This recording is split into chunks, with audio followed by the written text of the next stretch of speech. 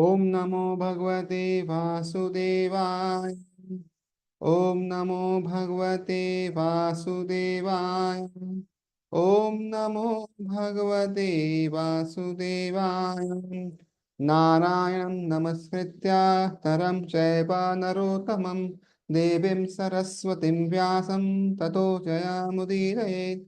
नष्टप्रायेषु भद्रेषु नित्यं भागवत सेवया भगवती उत्तम श्लोके भक्तिर्भवति नैष्टिकी। कृष्णाय वासुदेवाय देवकी नंदनाय च नन्दगोपकुमाराय गोविन्दाय नमो नमः। ॐ अज्ञानतिमिरान्धस्य ज्ञानाञ्जनशलाकया चक्षुरुन्मिलितं येन तस्मै श्रीगुरुवे नमः। श्रीचैतन्यमनोभीष्टं स्थापितं येन भूतले स्वयं रूपः कदा मह्यं ददाति स्वपदान्तिकम्। वन्देऽहं श्रीगुरु श्रीयुतापदकमलं श्रीगुरुं वैष्णवांश श्रीरूपं साग्रजातं सहना रघुनाथान्वितं तं सजीवं साद्वैतं सावधूतं परिजनसहितं कृष्णचैतन्यदेवं श्रीराधा कृष्णपादां सनलिता श्रीविशाखान्वितां च। हे कृष्णा करुणा सिंधु दीनबंधु जगतपते गोपेशा गोपिका कांत राधा कांत नमस्तुते। तप्त कांचन गौरांगी राधे वृंदावनेश्वरी वृषभानुसुते देवी प्रणमामि हरिप्रिये। वाञ्छाकल्पतरुभ्यश्च कृपा सिन्धुभ्यैव च पतितानां पावनेभ्यो वैष्णवेभ्यो नमो नमः। जय श्री कृष्ण चैतन्य प्रभु नित्यानंद श्री अद्वैत गदाधर श्रीवासादि गौर भक्तवृंद। हरे कृष्ण कृष्ण कृष्ण हरे हरे हरे राम राम राम हरे हरे। हरे कृष्णा।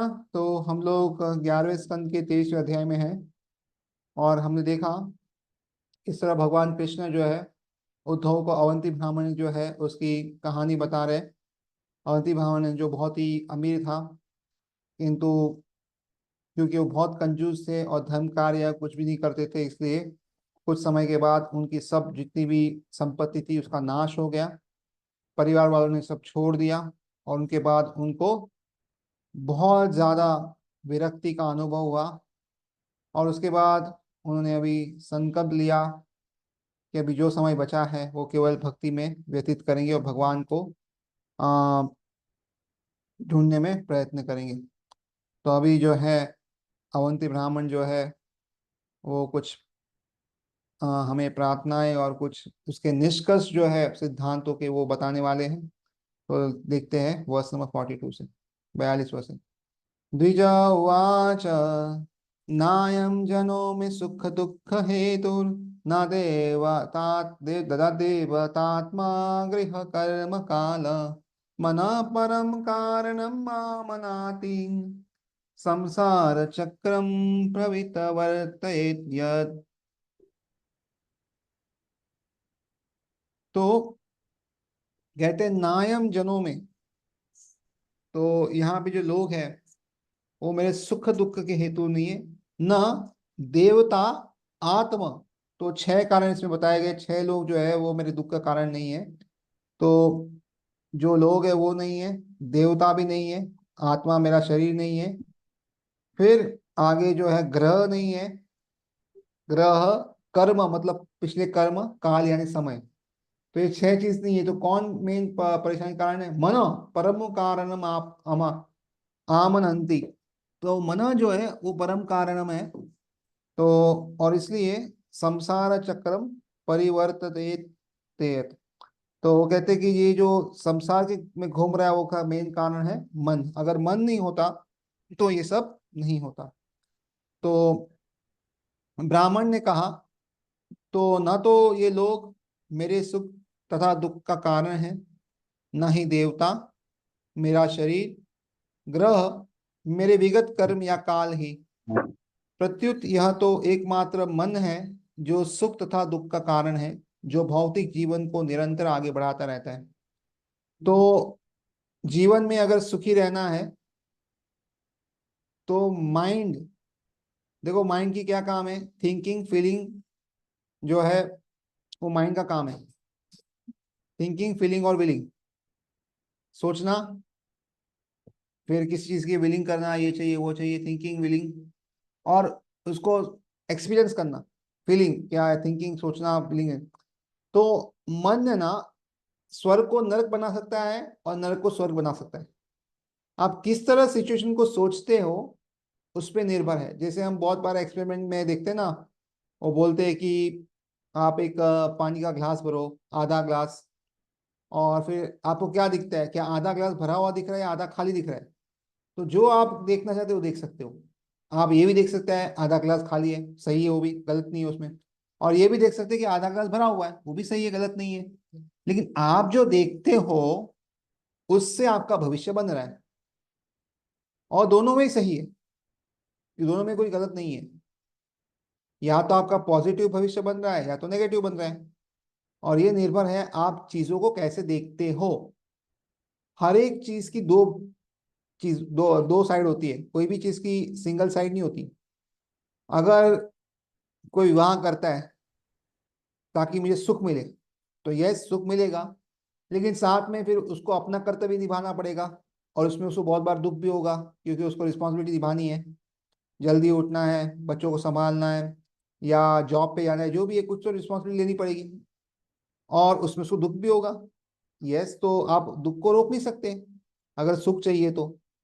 उसी तरह किसी को पढ़ाई में पहला नंबर चाहिए, पढ़ाई करते हुए बच्चे को या किसी को, तो नंबर, पहला नंबर आने में बहुत सुख है, सबके सामने नाम होगा, सब लोग आपकी तारीफ करेंगे।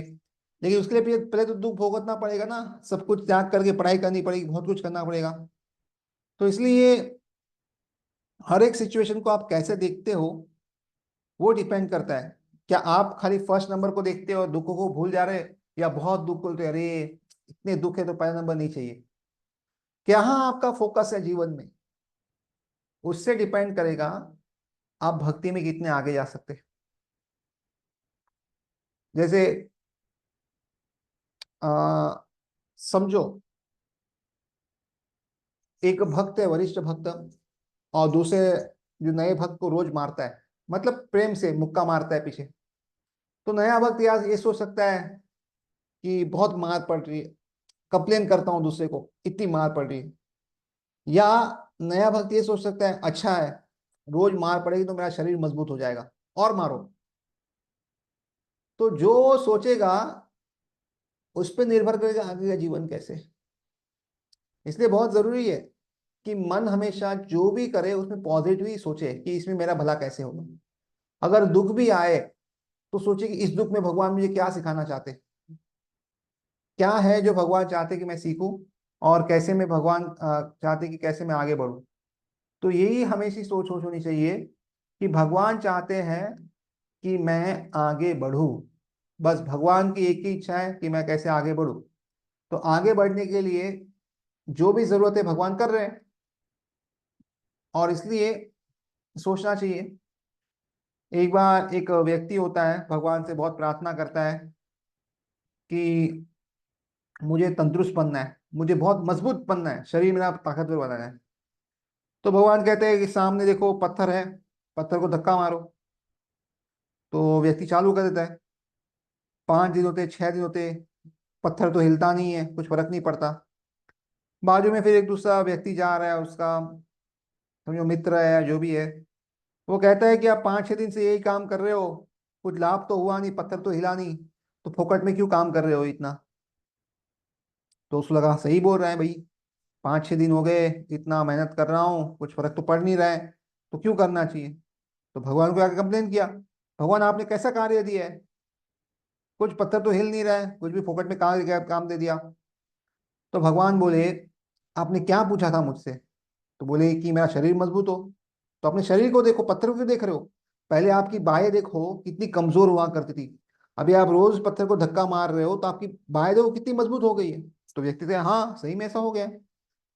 तो आपका फोकस कहाँ पे वो जरूरी है।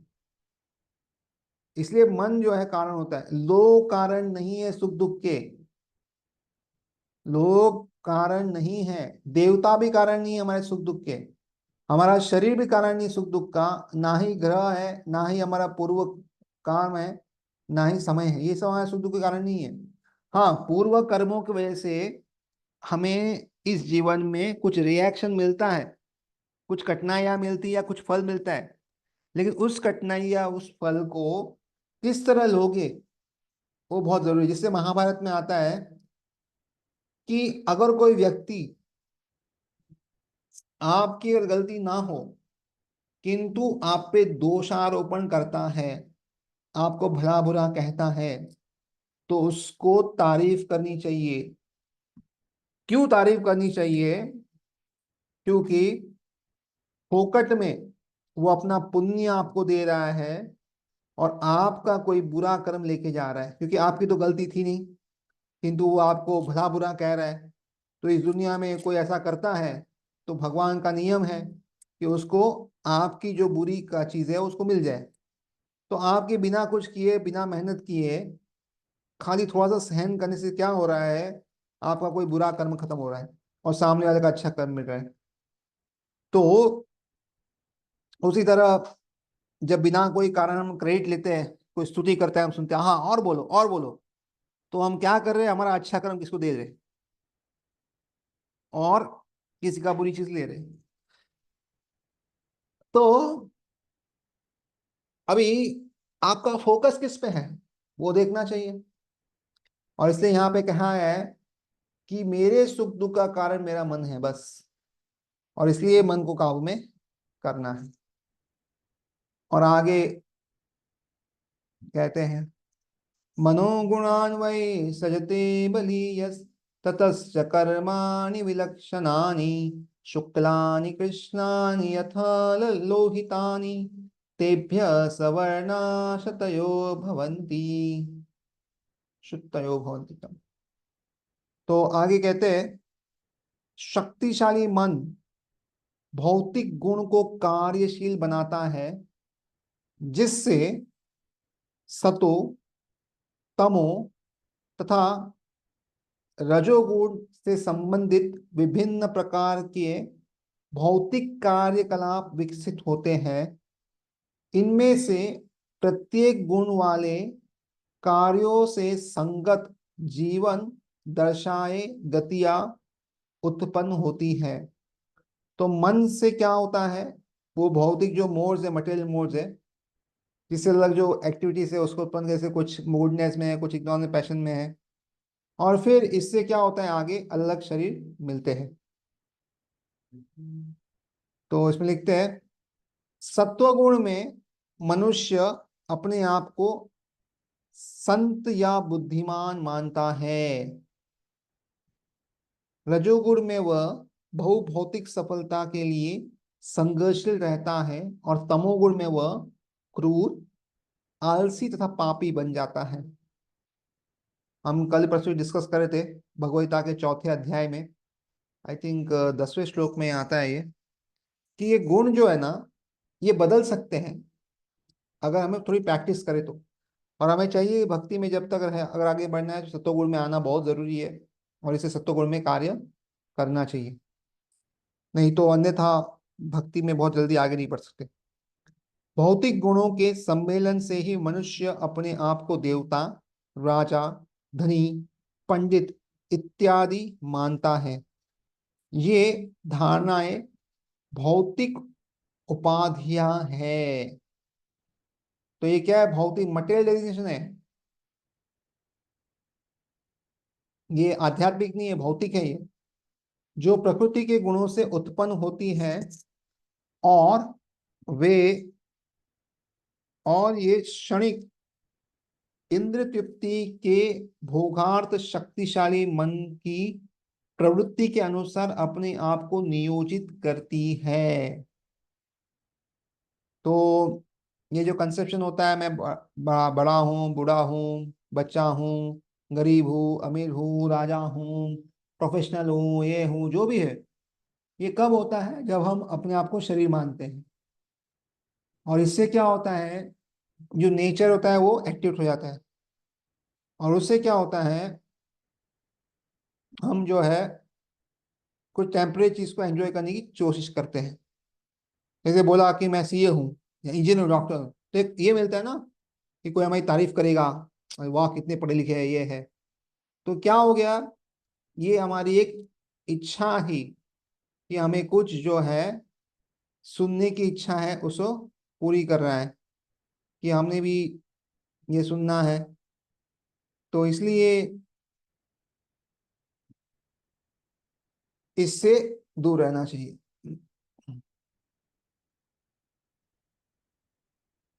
इस श्लोक में बलियास अर्थात अत्यंत प्रबल शब्द सूचित करता है कि भौतिक मन अच्छी सलाह नहीं सुनता। देखो, मन बहुत तगड़ा होता है, अच्छी सलाह कभी सुनता ही नहीं हो। कोई बुद्धिमान सलाह दे तो बोलेगा "इनमें तो टाइम पास है, प्रभु जी तो ऐसे ही बोलते हैं, क्या फर्क पड़ता है, कुछ फर्क पड़ा क्या, इतने साल से भक्ति कर कुछ नहीं फर्क पड़ा, अभी क्या फर्क पड़ेगा"। ऐसा सोचता है मन हमारा हमेशा। और आगे यहाँ तक कि हमें यह बताए जाने पर भी कि धन कमाने के लिए हम अपन अनेक पाप तथा अपराध करते हैं। हम यह सोचते हैं कि किसी भी कीमत पर धन को कमाना ही है, क्योंकि धन के बिना ना तो कोई धार्मिक उत्सव संपन्न किया जा सकता है, ना ही सुंदर स्त्रियों, महलों तथा वाहनों के साथ इंद्रिय की तृप्ति की जा सकती है। तो ये बहुत गलत धारणा है बहुत सबके जीवन में, कि पैसे के कारण जो है हमें सब चीजें मिल रही है, और इसलिए किसी भी तरह पैसे कमाना है, भले इसमें अपराध हो ये हो कुछ भी हो। जबकि वैदिक चीजें क्या कहती हैं कि कर्म के अनुसार हमें कोई चीज भुगतने को मिलती है या उसका उपभोग करने को मिलता है। अगर कर्म अच्छा ना हो, पिछले कर्म अच्छे ना हो, तो जीवन में अच्छी आ, संपत्ति या स्त्री पुरुष जो भी हो, अच्छे बच्चे संतान या अच्छी पढ़ाई, ये सब नहीं होता। ये तभी होता है जब अच्छे कर्म किए हो। जबकि यहाँ पे सब लोग क्या सोचते हैं, पैसा कमाने के लिए कुछ भी करो, लेकिन होता नहीं है। और पैसा आने के बाद क्या होता है, जैसे ही धन मिल जाता है मनुष्य को और अधिक समस्याओं का सामना करना पड़ता है। किंतु इस संबंध में जिद्दी मन कभी भी नेक सलाह पर ध्यान नहीं देता। जिद्दी मन कभी भी नेक सलाह पर ध्यान नहीं देता। अतः मनुष्य को मानसिक कल्पना त्याग कर अपने मन को कृष्ण भावनामृत में नियंत्रित करना चाहिए, जैसे कि अवंती के ब्राह्मण के दृष्टांत से प्रकट है। तो इसलिए हमें क्या करना चाहिए कि अपने मन की धारणाओं को छोड़ के क्या करना चाहिए, मन को कंट्रोल करना चाहिए कृष्ण भावनामृत में, जैसे अवंती ब्राह्मण कर रहे हैं।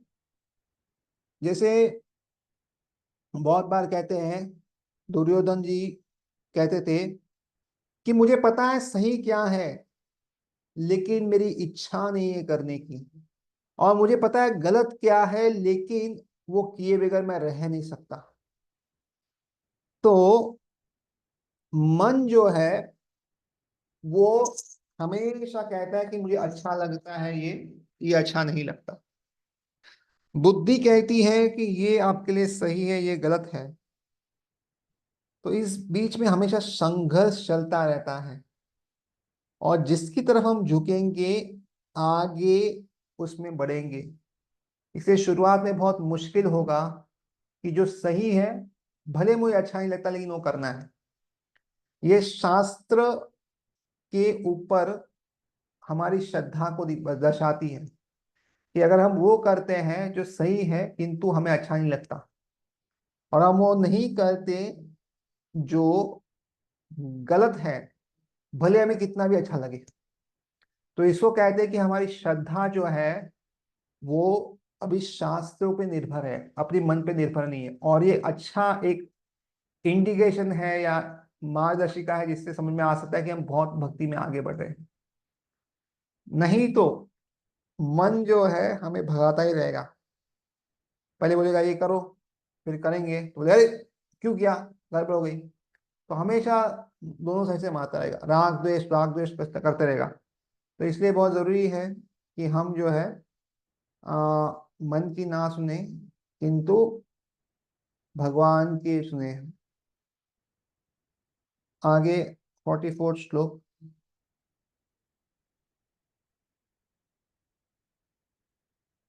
अनीहात्मा मनसा समीहता हिरण्मयो मत्सखा उद्विश्य चष्यते मनस्वलिंगं परिगृह्य कामान् जुसन्निबद्धो गुणसंगतोऽसौ।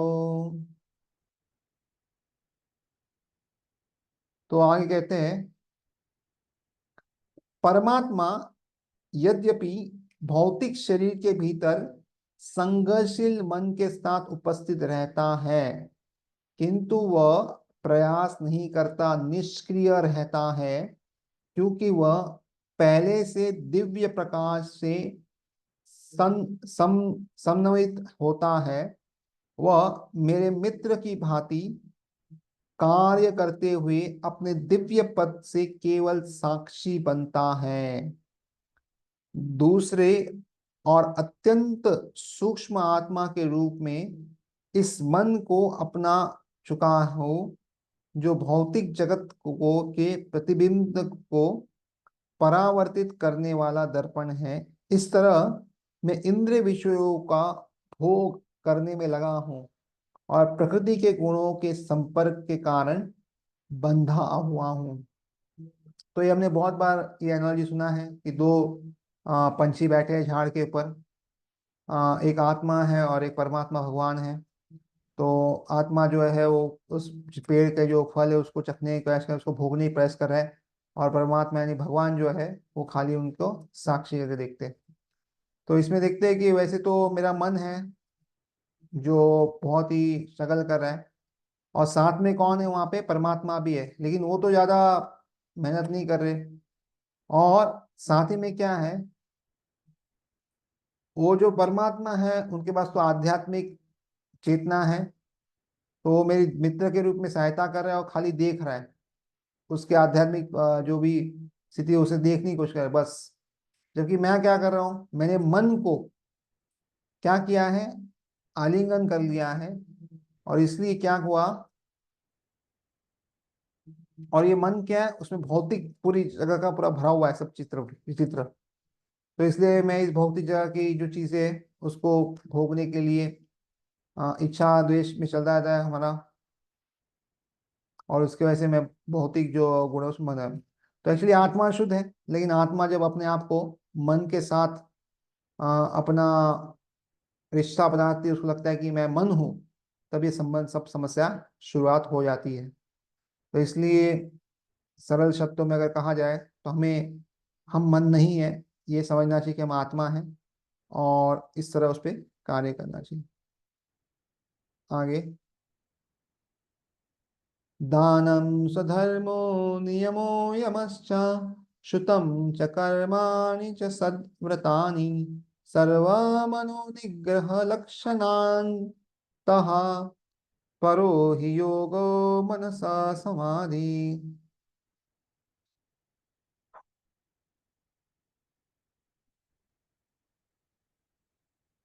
दान, धर्म, यम तथा नियम, शास्त्रों का श्रवण, पुण्य कर्म तथा शुद्ध बनाने वाले व्रत, इन सब का अंतिम लक्ष्य मन को वश में ले लाना है। निसंदेह परमेश्वर का में मन की एकाग्रता ही सर्वोच्च योग है।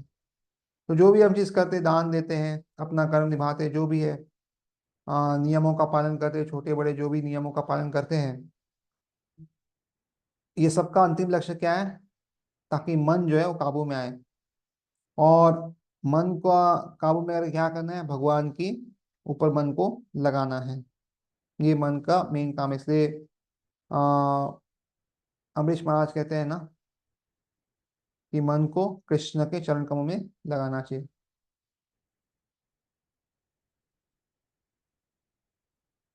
समाहितं यस्य मनः प्रशान्तं दानादिभिः किं वद तस्य कृत्यम् असंयतं यस्य मनो विनश्यत् दानादिभिश्चेत् अपरं किमेभिः।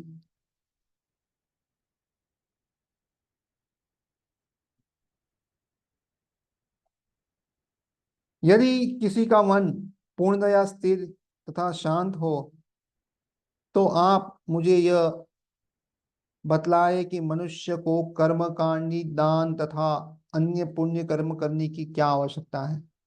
और यदि किसी का मन असंशय बना रहता है, असंयत बना रहता है, अज्ञान में डूबा रहता है, तो फिर उसके लिए इन कार्यों से क्या लाभ। तो यहाँ पे ब्रैकेट में मैंने लिखा है, देखो भक्ति का जो मेन लक्ष्य है वो माइंड कंट्रोल नहीं है, लेकिन भक्ति है। हम भगवान का जप करते, ये करते, ये सब किस लिए करते, ताकि भगवान में प्रेम उत्पन्न हो। उसका मेन काम नहीं है कि मन को कंट्रोल करे, मन कंट्रोल करना सेकेंडरी है। तो इसलिए ये ऊपर का श्लोक है, भक्ति को अप्लाई नहीं होता। तो अगर मन लगता नहीं है फिर भी अगर हम जप करते करते तो उसका लाभ होगा। लेकिन इसमें लिखा है कि अगर मन जो है पूरी तरह संतुष्ट हो, फिक्स हो, तो अन्य कुछ करने की, कुछ कार्य करने की जरूरत नहीं। और मन असंतुष्ट असंतुष्ट हो, आ, हमारे नियम में नहीं हो, तो फिर क्या अलग कार्य करने की जरूरत क्या है, फायदा नहीं होगा। लेकिन ये भक्ति के लिए अप्लाई नहीं होता, भक्ति के लिए नहीं होता। भक्ति में मन लगे ना लगे हमें करते रहना है, आगे आगे धीरे धीरे फर्क पड़ेगा। तो इसलिए इसमें बताया कि मन कैसा है उसको काम में करना है। मनोवशे अन्य ही अभवन् स्वदेवा मनश्च नान्यस्य वशं समेति भीष्मो हि देवो सहसा सहीयान् युञ्याद्वशे तं स हि देवदेव।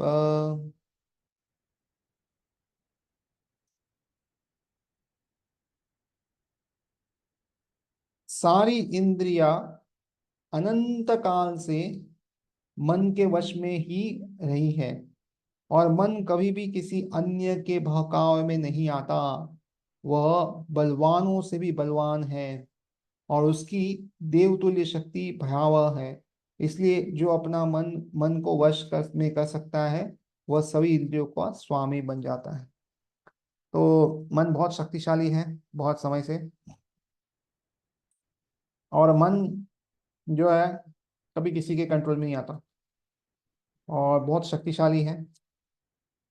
तो मन जो है बाकी इंद्रियों को काबू में करता है, लेकिन खुद किसी काबू में नहीं आता।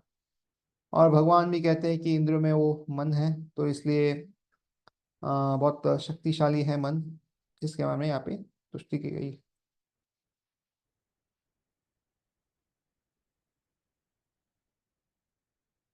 तम दुर्जयं शत्रुम असह्य वेगम अरुन्तु तं तन्न विजितय केचित् कुर्वन्ति सत्विग्रहन् अत्र मर्त्ये मित्राणि उदासीन रिपून् विमूढ़ा।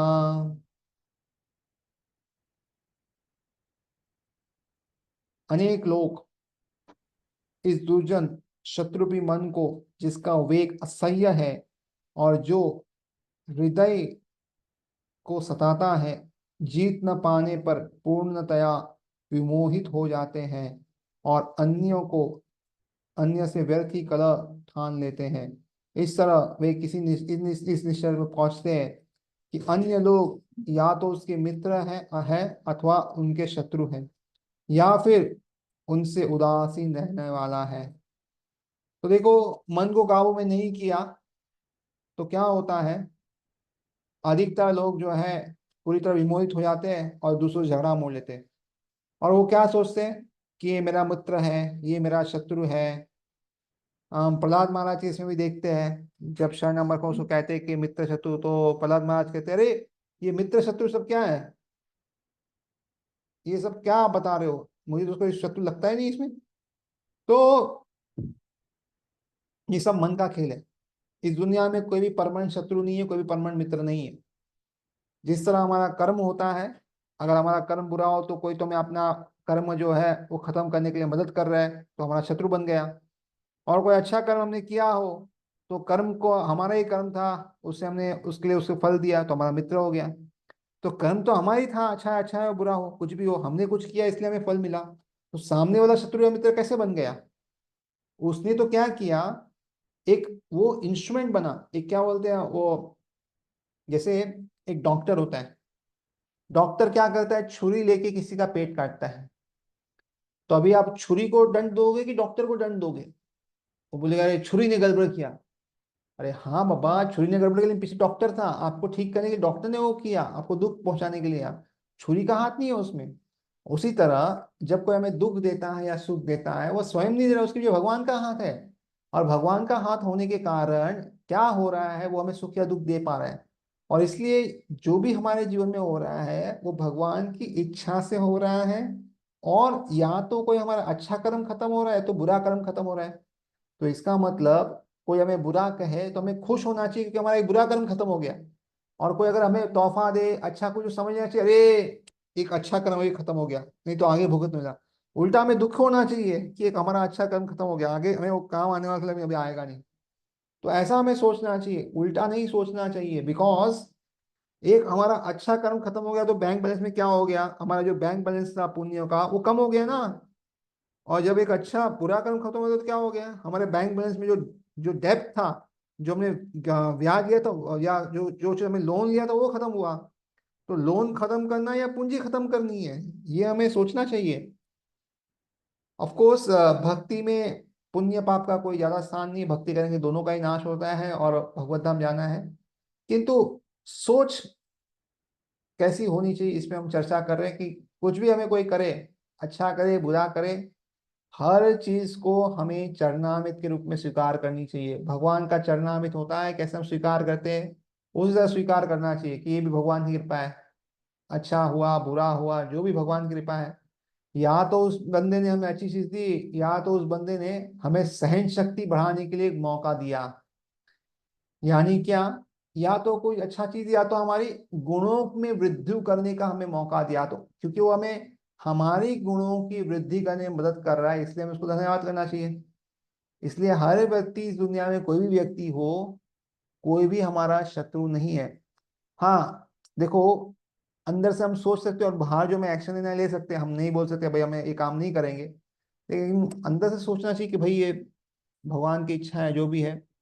हमारी सामर्थ्य नहीं है तो ठीक है। तो इसलिए हमेशा ये ध्यान रखना चाहिए कि हर व्यक्ति हमें मदद करने के लिए आया है। तात्पर्य, झूठे ही अपने आप को भौतिक शरीर मान लेना और बच्चों तथा बच्चों के बाल रूप शारीरिक अंशों को समर्पित सनातन संपत्ति स्वीकार करते हुए मनुष्य भूल जाता है कि प्रत्येक जीव गुणात्मक रूप से ईश्वर के समान है। एक जीव तथा दूसरे जीव में कोई मूलभूत अंतर नहीं है, क्योंकि वे सारे ही परमेश्वर के अंश हैं।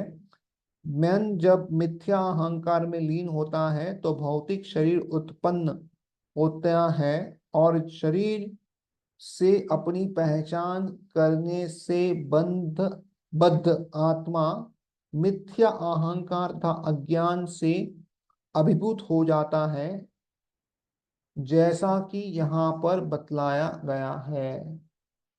तो जब हम अपने शरीर से आ, अपने आप को बांध लेते हैं, ये मिथ्या शरीर है, और समझते हैं कि ये मेरे बच्चे, ये ग्रैंड है, ये सब है, तो उससे क्या होता है, हम ये भूल जाते हैं कि हर एक जीव जो है भगवान का अंश है। और इसलिए कोई खास फर्क नहीं है एक जीव और दूसरे जीव में, क्योंकि सारे भगवान के अंश है। तो मन जो है इस तरह जो है अपना अहंकार की वजह से अलग भौतिक शरीर क्रिएट करता है।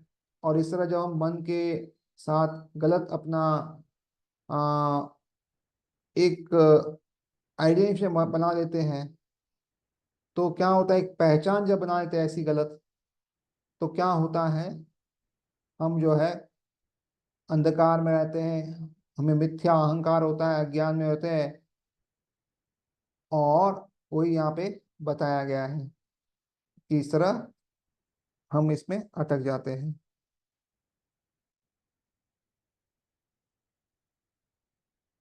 देहं मनोमात्रम इमं गृहीत्वा ममाहयम इति अंधधियो मनुष्या एषोऽहमन्यो अयम इति ब्रह्मणेन दुरन्तपारे तमसि भ्रमन्ति।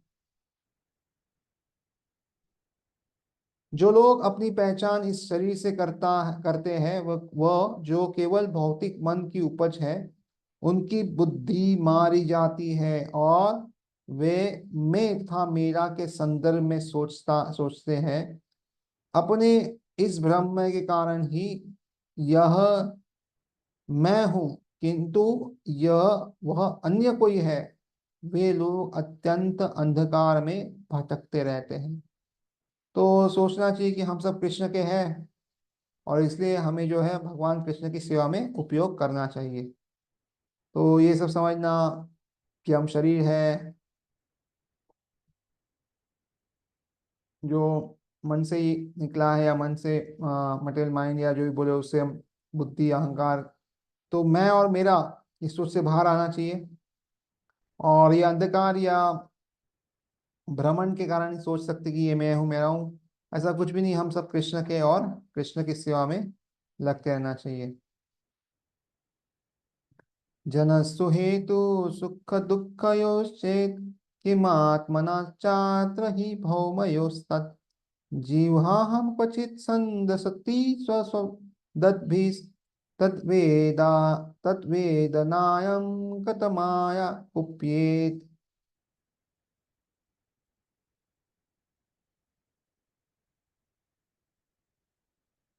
तो आगे वो कहते हैं, यदि आप यह कहते हैं कि ये लोग मेरे सुख तथा दुख का कारण है, तो फिर ऐसी धारणा होने पर आत्मा के लिए स्थान कहाँ रह जाता है। यह सुख तथा दुख आत्मा से नहीं होता, अपितु भौतिक शरीरों की अन्योन्य क्रियाओं का है। यदि कोई व्यक्ति की अपने ही दांतों से अपनी जीभ कट जाए, तो अपनी पीड़ा के लिए वह किस पर क्रोध करे। बहुत सुंदर ये बताया गया है कि अगर आप बोलो कि लोग मेरे सुख दुख का कारण है, तो उसमें आत्मा कहाँ है, उसमें आत्मा का कहाँ से आता है। तो ये जो सुख दुख है, ये आत्मा की वजह से नहीं है, ये तो शरीर आपस में वार्तालाप करे उसकी वजह से है। और उसमें भी समझो, मेरा तो बहुत बार ऐसा होता है कि मेरे दांत ही मेरी जीवा को काट देती है। बहुत बार ऐसा होता है कि दांत जो है अपनी जीवा को काट दे, तो हम किस पे गुस्सा होते हैं? नहीं तो हम बोले तुम्हारे कारण हुआ ऐसा, तुम्हारे वजह से हुआ। कभी कभी शरीर बुखार देता है, कोई परेशान देता है, तो हम किसको कुछ दोषी ठहराते नहीं, चुपचाप गोली खाते सो जाते। नहीं तो क्या, दूसरे को पकड़ते, अरे तुम्हारा वैसे हुआ ऐसा, तुम है कर रहे हो ऐसा, तुम्हारा प्रॉब्लम है ये। लेकिन यहाँ पे ऐसा नहीं हो रहा। तो इसलिए समझना चाहिए कि लोग मेरी समस्याओं का कारण नहीं है, ये हमारा ही जो शरीर है, जो हमारा मन है, मन के अंदर ये प्रॉब्लम है कि मन जो आपस में घर्षण हो रहा है उसमें उसको ये होता है। देखो मैं उदाहरण देता हूँ इसमें भी। एक क्षत्रिय जब होता है ना, क्षत्रिय, तो जब लड़ाई देखता है, लड़ाई होने वाली, तो एकदम आनंद में आ जाता है, बोलता है अभी लड़ने को मौका मिलेगा, दो चार की तो हड्डी तोड़ने का मौका मिलेगा, एकदम आनंद में आ जाता है। वहीं पे जब ब्राह्मण देखता है तो बोलता है, अरे अरे अरे अरे, वापिस से लड़ाई, वापिस से खून खराबा, बाबा बाबा भाग जाता हूँ यहाँ से। देखो सिचुएशन सेम है, लड़ाई होने वाली, लेकिन एक जन को आनंद आ रहा है और एक जन दुख हो रहा है। क्यों हो रहा है कि दोनों की सोच, एक अपने आप को क्षत्रिय मानता है और एक अपने आप को ब्राह्मण मानता है, तो उसने ब्राह्मण के साथ अपने आप को मनाया कि मैं ब्राह्मण हूँ, इसलिए वो दुख हो रहा है। लेकिन इस व्यक्ति क्या है, मैं क्षत्रिय हूँ। तो इसलिए जैसा हम आइडेंटिफाई करेंगे खुद को, उस तरह हम सुख और दुख में फंसे रहेंगे। अगर हम अपने आप को आइडेंटिफाई, हमारी पहचान क्या है कि हम कृष्ण के भक्त हैं, और जो भी हो रहा है कृष्ण की इच्छा से हो रहा है, तो हो सकता है कृष्ण की इच्छा हो तो मैं लड़ाई करूँ, नहीं तो नहीं करूंगा। तो इस तरह अगर हम सोचेंगे तो हमेशा सुखी रहेंगे, नहीं तो हमेशा सुख दुख में अटके रहेंगे। तात्पर्य, यद्यपि आत्मा शारीरिक सुख तथा दुख का अनुभव करता है, किंतु मनुष्य को यह समझते हुए ऐसी द्वैतता को सह लेना चाहिए कि यह तो उनके भौतिक मन की ही सृष्टि है। आई थिंक ये तात्पर्य बहुत बड़ा है, बड़ा है। तो इसमें क्या है कि देखो, शरीर को सुख दुख तो होगा, और ये सुख दुख जो है आत्मा जो क्योंकि उसका शरीर से संबंध हो गया है, वो सोचता है कि मुझे सुख दुख हो रहा है, लेकिन सुख दुख उसको नहीं हो रहा है, शरीर को हो रहा है। तो इसलिए क्या करना चाहिए, उसको सहन करना सीखना चाहिए।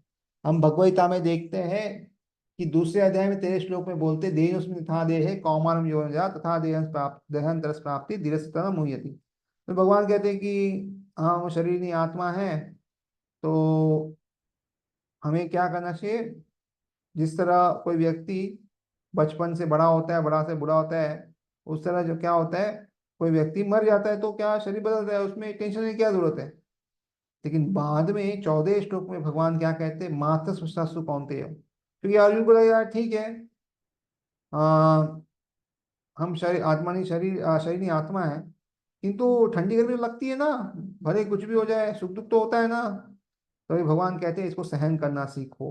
क्या करना सीखो, सहन करना सीखो। तो यहाँ पे भी वही कहा है कि उसको सहन करो, क्योंकि ये जो है अपनी मन की धारणाएं हैं। और फिर आगे कहते हैं कि अगर कोई गलती से अपनी ही जीवा को काट दे तो किसी और पे गुस्सा नहीं हो सकता।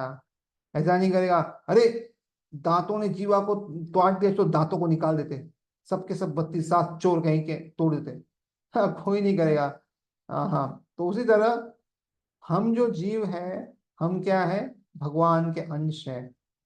और इसलिए क्योंकि हम भगवान के अंश हैं, हम एक दूसरे से अभिन्न है। और हर किसी का एक ही उद्देश्य क्या है, all of them are meant to serve supreme lord in spiritual equality. सबका एक ही काम है, भगवान की सेवा करना। तो अगर कोई जीव क्या करे, भगवान की सेवा करना छोड़ दे और आपस में झगड़ा करते रहे, तो क्या होगा, उस व्यक्ति को प्राकृतिक जो नियम है वो लग जाएंगे, उसे सहन करना पड़ेगा, उसमें बारंबार दुख होगा। क्यों, क्योंकि वो मेन सर्विस को भूल गया है, भगवान की सेवा करना, और अभी वो इसमें अटक गया है, अ, झगड़े में, तो सहन करना पड़ेगा। तो इसलिए जो जीव होता है उसका जो संबंध है वो क्यों है, वो गलत है, क्योंकि वो भौतिक शरीर के हिसाब से है वो। और इसलिए वो कहता है कि मुझे भगवान के साथ कोई लेना देना नहीं है। तो क्या होगा, समय अपना कार्य करेगा और वो सारे संबंध तोड़ देगा। और इस तरह क्योंकि उन्होंने संबंध के साथ अपना पूरा सब निभाया, अपना इमोशन उसमें डाले हैं, तो उससे बहुत आगे दुख होगा। इस तरह हम देखते हैं कि कोई पत्नी पति होता है, तो क्या होता है, पत्नी पूरी तरह निर्भर होती है पत्नी पे। पति और पति सॉरी पत्नी पूरी तरह निर्भर होती है पति पे, और पति और निर्भर होते हैं पत्नी पे। तो उनको इमोशनली बॉन्डिंग हो जाता है, और बाद में कुछ अगर हो तो बहुत दुख होता है। तो इसलिए इमोशन जो हमारे हैं वो भगवान के लिए होने चाहिए, और बाकी जो कार्य हमें करने हो तो करने ही चाहिए। और थोड़ा बहुत आकर्षण होगा तो अच्छा है, नहीं तो जीवन थोड़ा मुश्किल है।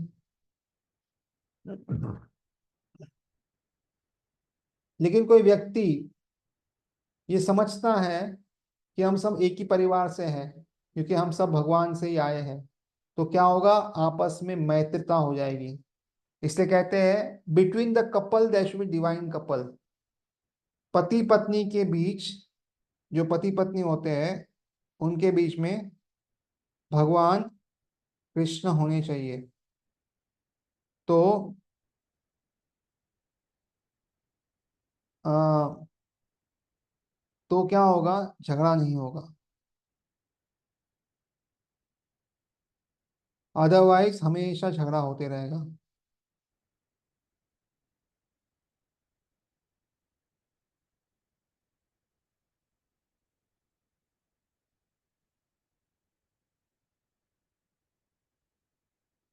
और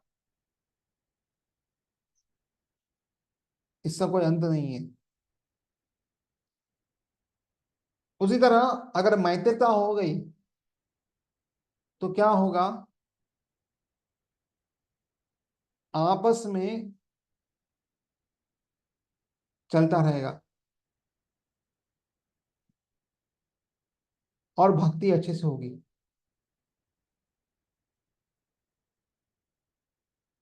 नहीं तो भक्ति करना बहुत मुश्किल है, अगर घर पे वातावरण मित्रता का नहीं है, तो भक्ति बहुत मुश्किल है।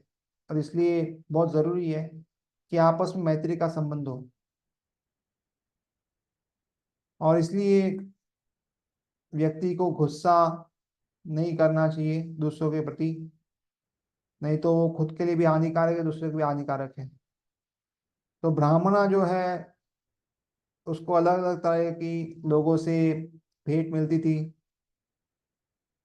कभी कभी खाना मिलता था, कभी कभी लोग परेशान करते थे, लेकिन वो कभी भी ऐसा नहीं कहते कि लोग मेरे सुख दुख का कारण है, क्योंकि वो आत्म साक्षात्कार के स्तर पे थे और अपनी भौतिक शरीर और मन के परे थे। तो इसलिए हमेशा समझिए ये कि कोई भी हमारे सुख दुख का कारण नहीं है, हमारा मन ही हमारे सुख दुख का कारण है। बहुत बार भक्त लोग आके कहते हैं, अरे प्रभु जी ने ऐसा बोला इसलिए मैं दुखी हूँ, अरे इसने ऐसा किया, इतने सीनियर होके कैसे बोल सकते हैं ऐसा, ये कैसे कर सकते हैं, ऐसा बहुत सारा कहते हैं। तो एक्चुअल में तो आपका टेस्टिंग हो रहा है कि वो प्रभु ने जो बोला वो बोला, आपका भक्ति में कितना स्थिरता है। टेस्ट कर रहे हैं भगवान आपको कि चलो अब मैं इसको ये दुख देता हूँ, क्या सहन कर सकते कि नहीं, नहीं कर सकते, चलो टाइम है बहुत, आगे दूसरा टेस्ट होगा। तो हमेशा भगवान टेस्टिंग करते थे हमारी अलग अलग तरीके से। अभी क्या प्रॉब्लम क्या है, अजो हमें भगवत धाम इसी जन्म में जाना है और हमारे बहुत जन्म बाकी है अभी, क्योंकि अकॉर्डिंग टू कर्मा हमारे बहुत जन्म बाकी थे, लेकिन हम भक्ति में आ गए। तो भी भगवान के भी क्या करे, भगवान को वो सारे जन्मों का कर्म इसी में खत्म करना है। और अभी हम सब भक्ति में आगे, सब भक्ति आजू बाजू में है, अभी भक्त आजू बाजू में रहेंगे और हमें अपना हमारा कर्म खत्म करना है भगवान को, वो भी एक थोड़ा टोकन मात्र ही, पूरा तो नहीं करना है। तो इसलिए भगवान क्या करते हैं, ऐसे कोई भक्त के थ्रू ही हमें कुछ ये देंगे ना जो भी दुख देना है, क्योंकि और कोई तो आजू बाजू में है नहीं। और इसलिए अगर कोई भक्त हमें दुख देता है तो भक्त को नहीं पकड़ना चाहिए, भक्त के लिए भगवान को देखना चाहिए, भगवान है। सिर्फ प्रैक्टिकली जो करना है हम करेंगे, हो सकता है उस भक्त से हम दूर रहे, बातें ना करें, जो प्रैक्टिकली वो करेंगे। बट मेंटली दिमाग से समझना है कि ये भक्त नहीं कर रहा बाबा, भगवान करवा रहे उससे। और इसलिए ये भगवान की ये इच्छा है, इसे स्वीकार करके जो है वो करना चाहिए। और उसके बाद चाहे उस भक्त से दूर है, जो भी हो इंटरनल है, बट द्वेष नहीं रहेगा अंदर। तो इस तरह हम कार्य करेंगे तो हम भक्ति में आगे बढ़ेंगे और खुश रहेंगे। तो आई थिंक मैं यहाँ पे ही विराम देता हूँ। सबका बहुत बहुत धन्यवाद।